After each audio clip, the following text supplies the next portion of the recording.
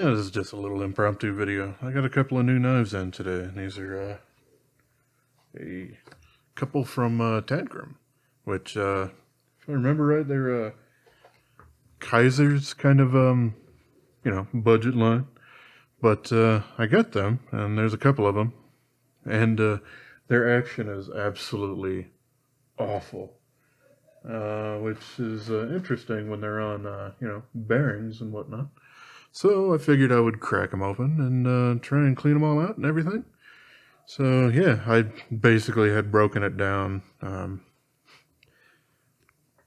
to its parts at this point. I got this clip here, which, yeah, it's uses T6, but absolutely all the rest of it is T8 hardware. So they were ahead of the curve because they had certainly been out longer than a lot of the rest of them. They also have kind of a D notch kind of pivot sort of thing here. But yeah, I am worried that basically like these little bearing races are a little messed up or grimy or whatnot, as well as, the bearings and whatnot. So, figured I would go ahead and deal with some of that. These Tangram guys are kind of interesting in that they use what they end up calling Japan Akuto, or 440 Akuto. It's kind of a it's basically an offshoot of 440C, but it's augmented a little bit, and it's also made by a particular steel manufacturer over there, so you have a little bit of extra quality and everything that goes into it. So they do claim that it's better than 440C and AUS 8. And it seems to, yeah, it's basically right around there. So, alright, first thing I want to do is try to clean up the liners and everything. This is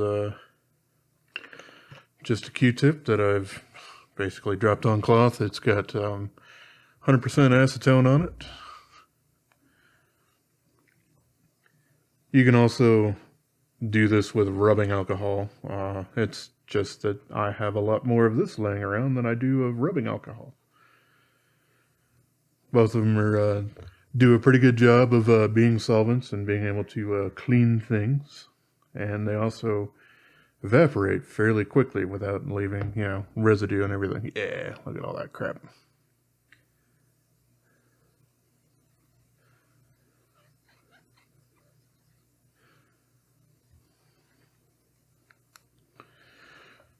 This guy, so far, is not my favorite. It's Dirk Pinkerton design. Yeah, there we go. There's this little brand. I guess this one's called the Progression. But yeah, it's got some annoying issues for deployment. That's actually kind of uncomfortable for me. I suppose I can kind of cover that a little bit once I get this guy back together, but yeah. I know some other folks will use some gun cotton or something like that, something that's lint-free. Something that I decided I wanted to try out were these little things here. These are apparently by a nail polish company, OPI. They're made for, single clean nail polish off or whatever. But yeah, they're little lint-free squares, and geez, I got like 3 boxes of these. So over 1,000 of these little wipe things for about $10.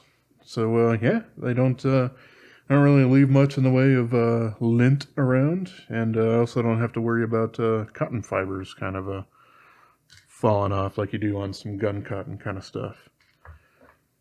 But, yeah, alright, so I basically have everything about as clean as I think I'm going to be able to get it. So, I could start slapping this thing back together. Something interesting about this, well, it does have some skeletonization going on. Neat. But, yeah, this one uses barrel spacers rather than a giant push-through stud kind of thing. So you have screws that go in from both sides for these standoffs, rather than just, what's the word I'm looking for? Yeah, rather than just a Chicago-style screw. You got these guys that go in on both sides.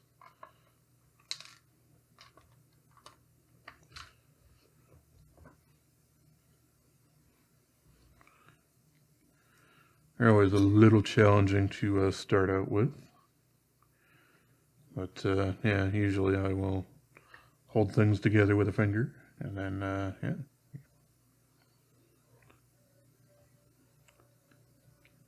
Well, these screws are not very magnetic, so yeah, we'll just go ahead and flip them over that way. Come on, buddy. There you go. Now you're threading. Now we're banging on all cylinders. Brian Regan's a great comedian. Been around for a very, very long time, too. I remember a very, very old special that he did, probably back in the late 80s or early 90s for A&E's Evening at the Improv. And yeah, it was rather interesting. Now, the one in the middle's the sun. Yeah, good stuff. Good stuff. One of the few comedians out there who, for the most part, stays rather PG, I guess, in nature. Obviously not G necessarily, but yeah, there's not a whole lot of them out there that really ended up doing a lot of that. Him and Jim Gaffigan, those are kind of a few of the really popular ones that I can think of. There was some others like John Pinette and whatnot. Rip in peace, unfortunately. He was a big guy. I guess you'll never really guess why he's not around anymore. But I guess that's kind of a little unfair and a little unfortunate.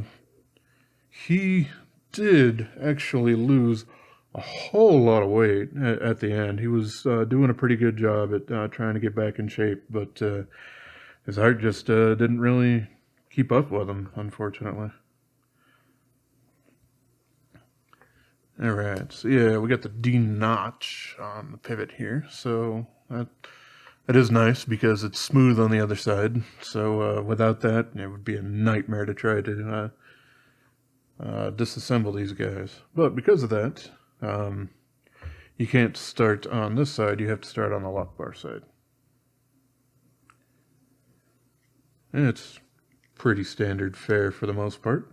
A lot of other companies do it that way. And if I thought ahead, I would probably put these barrel screws over there instead. But I haven't done that. Alright, here's my little tray of stuff, because there's a blade stop pen for this guy here. Something I will give props to this knife for is the fact that the pocket clip, which is way over here in the corner, is all four corners capable, so that's super nice. The crap that I threw on this scale here, or the steel liner, is Tough Glide. I don't necessarily think it's important to do that on most liners, but I kind of got in the habit of doing that for steel liners, especially when I was picking up some of the really cheap stuff, Gonzo and whatnot, where I'm like, sure, it says it's probably 304 stainless, but I don't know how much I trust it, so it's much easier to just toss a little bit of that on there. Well, that was a whole bunch of oil, but oh well, things happen. It is kind of interesting that this has a bearing race, both in the liners and on the blade itself. That is something a little different than what I've seen from a lot of other manufacturers. I don't necessarily think it's better or worse than anything else, but yeah, it's just a little bit different way to do it. Try to make things a little bit thinner.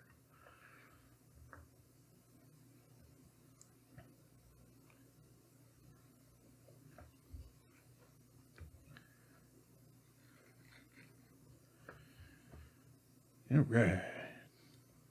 Now, hopefully, I can slap this thing together. It's looking good. Maybe.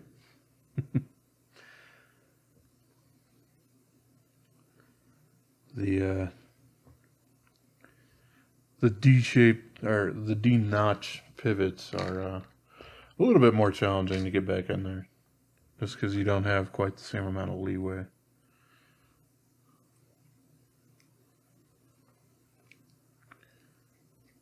But it feels about right, so I'm just going to go ahead and tighten that guy down a little bit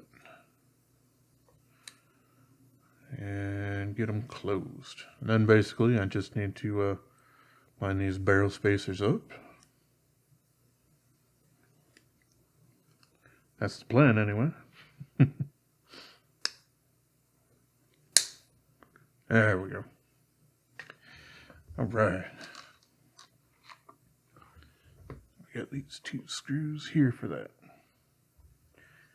Which, as I had mentioned before, they're T8, so that's fantastic. What's not fantastic is the fact that they're not super magnetic. So, yeah, you can lose those guys pretty quickly if you're not careful. They are at least somewhat, so that tells me that they are ferritic in nature, which means, you know, a fantastically powerful magnet, like one of these things used for fishing things out of the river, can help you out in a bind. Well, yeah, let's see. Oh, there's a lot of play in there.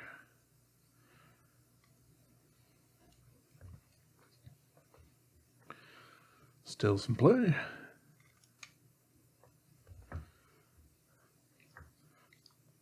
That's got him.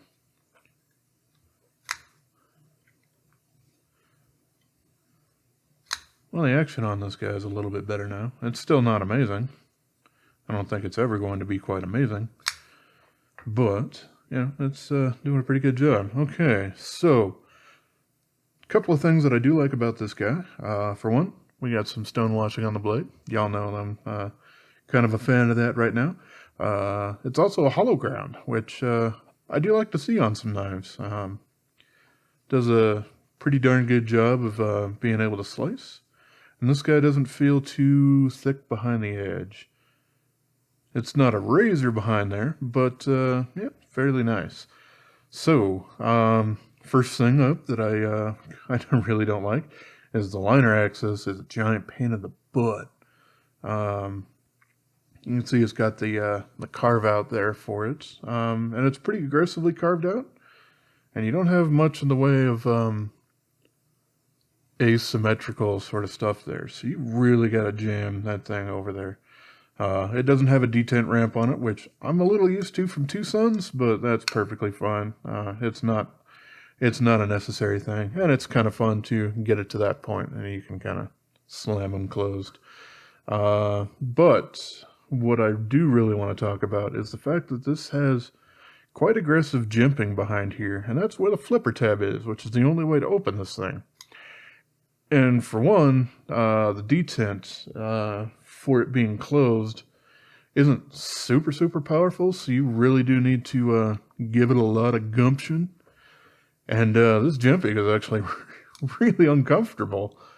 So yeah, this is not exactly my favorite fidget knife, but I think that's just down to the fit and finish on there. I got it in brown, same kind of reason I got my Rat 1 and kind of that tan sort of thing as well. is, during the summer months, about half of my pants wardrobe is, khaki kind of color stuff. So, yeah, that's why I kind of chose these guys. They kind of blend in a little bit more. But yeah, like I had mentioned earlier, yeah, you actually have uh, 4-position pocket clip sort of thing for it. It is a little strange to me that the screw for it is actually on the show side. A lot of other manufacturers will do it the other way around. I don't really think there's anything particularly wrong with either way, but I'm just used to hiding the pivot screw on the front side there.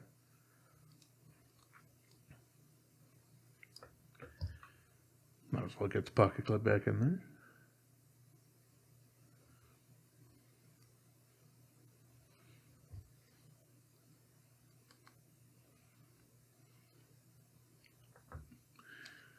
Come on, buddy. You can thread.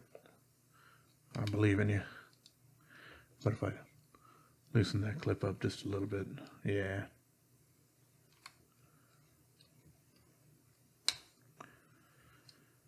I think it's probably about time for me to change my Weeha T6 clip or thing. Yeah, it's looking like it's getting a little rounded there at the tip.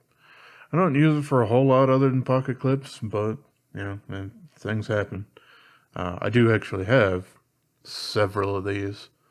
It's actually a little bit more difficult to find the smaller socketed type rather than the 1/4 inch, which are a lot easier to find for whatever reason. But I ordered like a good 4 or 5 of these from Weeha directly. I just sent them in a little tiny envelope. So yeah, all right.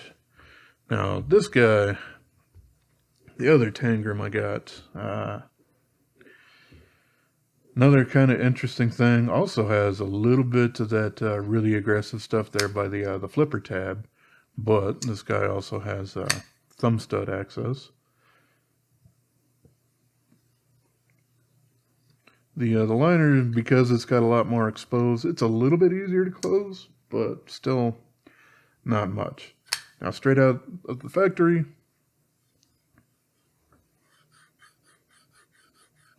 yeah, this doesn't feel like a good knife at all. I'm sure it's dirty in there because I do believe this one also has bearings inside. You can see this one's got a deep carry clip on them. Now, one of my first things that I thought about this guy. Let's see if I can't find this one real quick. Maybe I can, maybe I can't. Hey, there it is.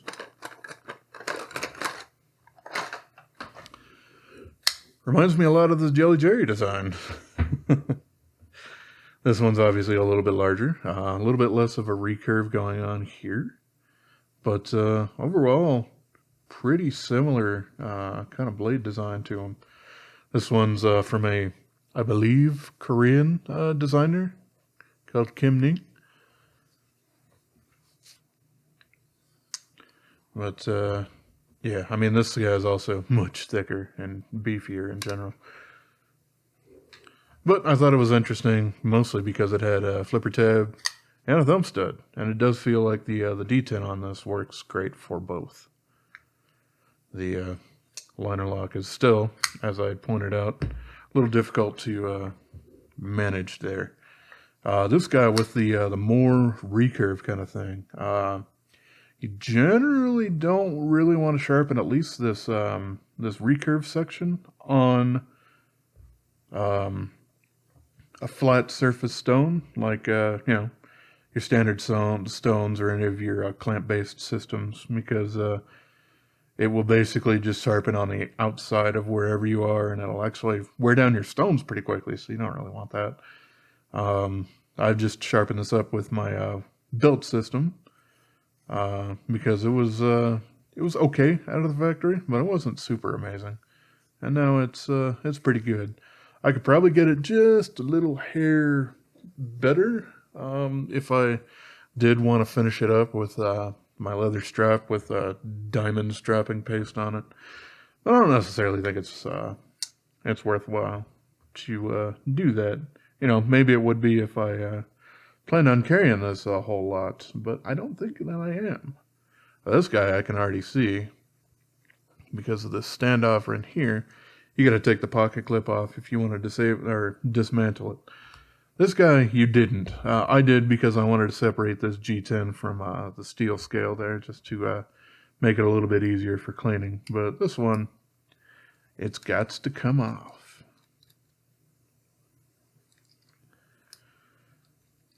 This one, because of the contouring as well, has kind of an interesting little jut out going on here on both sides. Not my favorite look, but, you know. Alright, at least, yeah, we got T8 going on in here, so that's good. We also have the screw on the show side pivot, so good to know for that. Then I shall start working on the show side.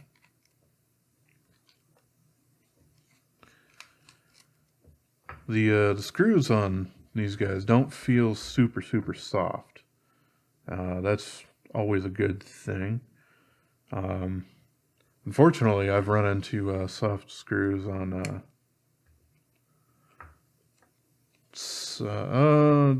Spyderco's pretty bad about that sometimes.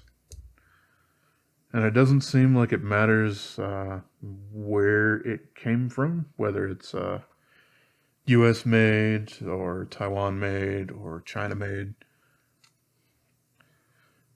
We have nested liners, which, hey, I like that. That's always cool. It does certainly keep the thinness down, but as I've noticed with something that I will be talking about in another video is, yeah, the Rat one versus the SE Avispa. Now, they both technically have nylon scales on there, but because these are backed by full steel liners, and this one is, it is a steel liner in there, but it's nested in there. That makes this front scale very thin. If you take it off, it's super wobbly, and you can hear it feels and sounds super cheap. This thing also has other problems that I'll get into on that video. But, alright, yeah, back to, you know, what I'm actually trying to do here.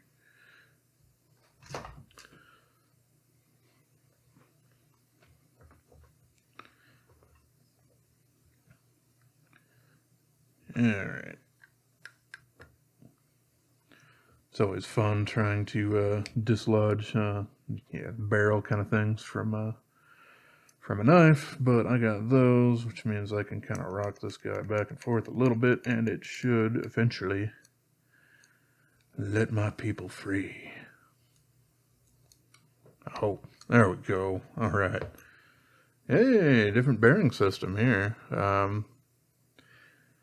They are black, so it certainly does look ceramic in nature rather than steel like the other guy was. But these are also nylon cages rather than those brass cages that you saw before. I'll just pull the pivot out. There we go. Yeah, so I don't really feel the need to pull this guy out. I can already clean what I need to clean here.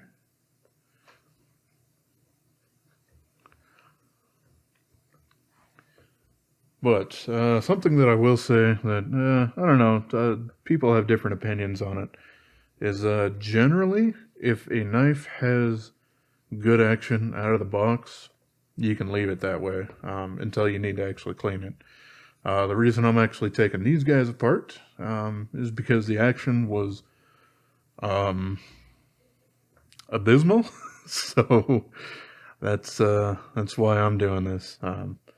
Just it felt like there was grit inside and whatnot, and as Nick Shabazz would say, that's not a beautiful thing. So just trying to make it beautiful.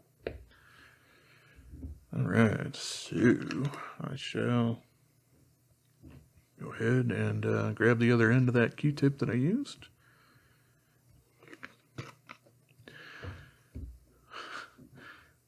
kind of date myself here, but I do remember a time in which I usually had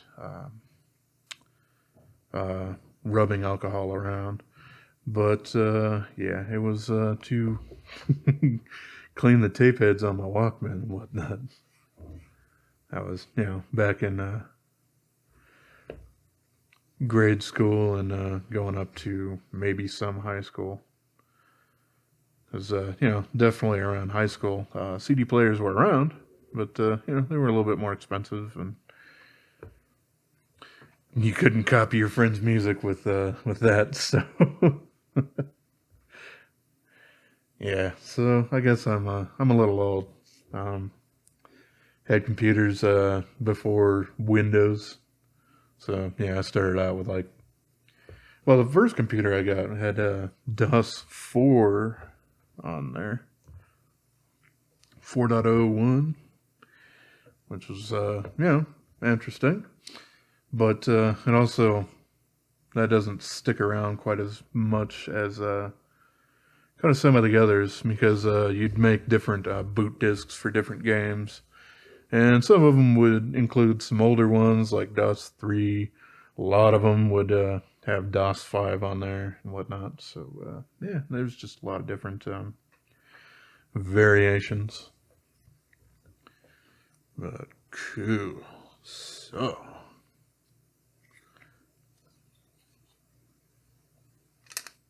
bloop.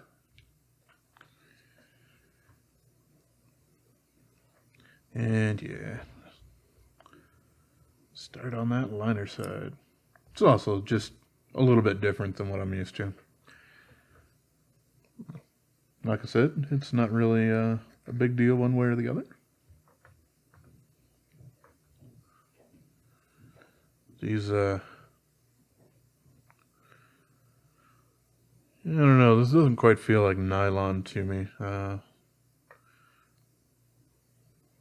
Also, the bearings don't really feel like they're super free spinning, so this is probably what's to blame for having that action that is subpar.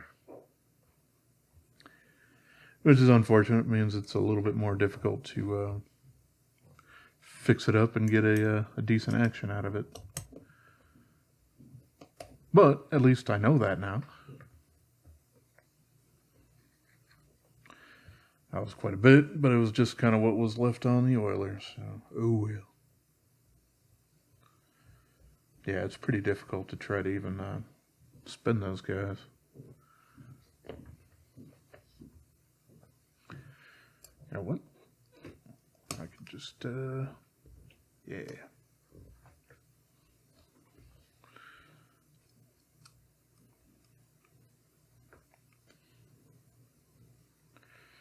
Yeah, these barrel things are always a little bit of a tricky situation, but looks like I got it. For this guy, I do want to probably replace the Loctite that it had on there. It was a little difficult to open and close, or I don't know, I'm losing my mind, but it was a little difficult to open up the pivot on this guy, and when I did, yeah, there was a lot of generic colored Loctite stuff in there, and that's super easy to do. But yeah, so I'll do that, and then I will kind of place this clip, which looks like a really weird Squidward. Whatever. Sorry. Alright, so that's the side I want the clip on. T6.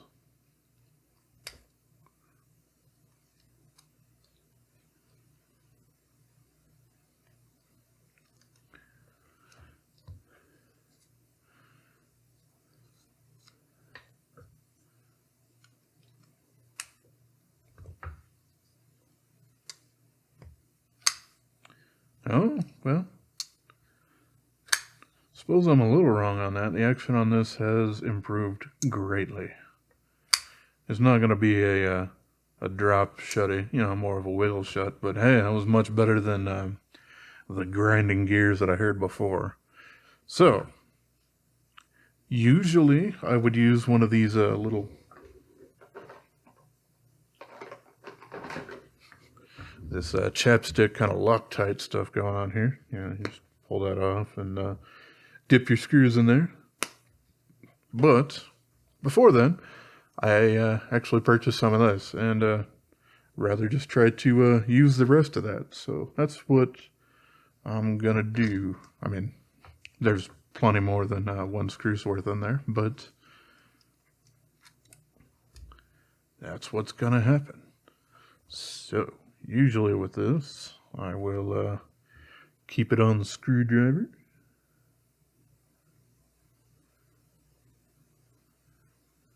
And there we go. Stuff also makes a horrible mess, which is why using the chapstick stuff is probably a better option. Some blade play in there. Still some blade play.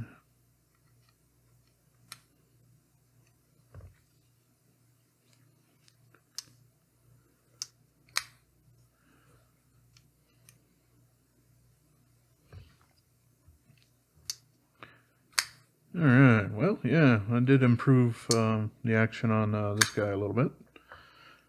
So, that's cool. I still, in this particular instance, favor the Tucson here. But that's probably a little bit more personal preference. I'm a little bit more familiar with Jelly Jerry's work. It is a much chunkier knife. But, yeah, I just think this one was executed a little bit better. It has a little bit better ergonomics. A lot of that has to do with the chunkiness. It still has that recurve. This is one that I still need to sharpen up after the stone washing that I did. But the good news is I got my extra stones in. These are the two that still have the adhesive on the back because I've replaced another one already. There it is. Yeah, it's still got a little adhesive on the back or whatever. These are still decent as, kind of tiny stones or, heck, if some people are into kind of crafts or whatnot, you can actually use them as sanding sticks for quite a while. But they're not super aggressive on metal once I remove them. So, yeah, you don't have to get rid of them, but they're not useful for sharpening anymore.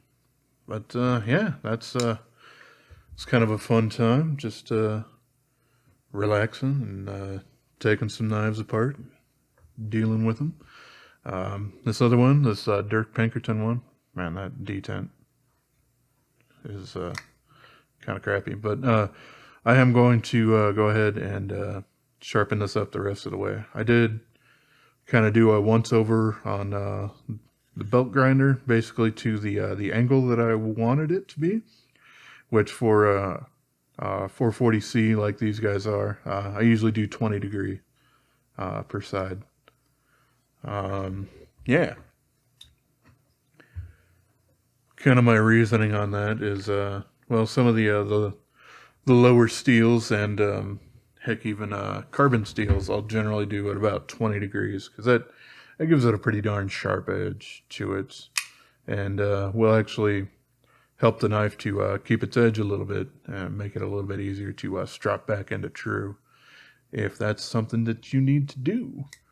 And then kind of moving up in the world to your D2s and your 14C 28Ns and everything. I'll move on to 17 degree angles on there because it's a little bit more acute, makes things just a little bit slicier, and it does a pretty darn good job. And then I really, really try to tax the living crap out of the high-end steels. the M390s, the S90Vs, heck, even S30V, I guess. And I'll do a 15-degree angle on those because they can take it. Obviously they will probably not stay quite as sharp as if you sharpen them to, a 17 or a 20-degree angle, but that's something that I'm willing to accept because I can actually sharpen, which unfortunately is kind of a skill that a lot of people don't have and aren't interested in, which is kind of unfortunate because it usually means they're carrying around dull, dangerous tools. Oh well, what are you going to do? Let's see. I have one other thing that I can really mention here, and that's kind of something that I will end up mentioning here in another video. Is I'm redoing my test of this D2 knife here. This is a Gonzo FH921 that I've put a mirror polished edge on from my Work Sharp Precision Edge, and yeah, it's doing pretty good. 1, 2, 3, 4, 5. I'm up to 530 cuts on it,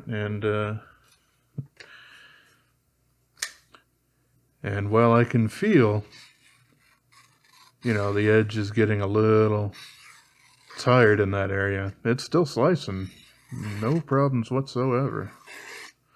So on it goes. It is a little difficult trying to keep the rope fibers at bay, but I got my trusty vacuum cleaner right here by me.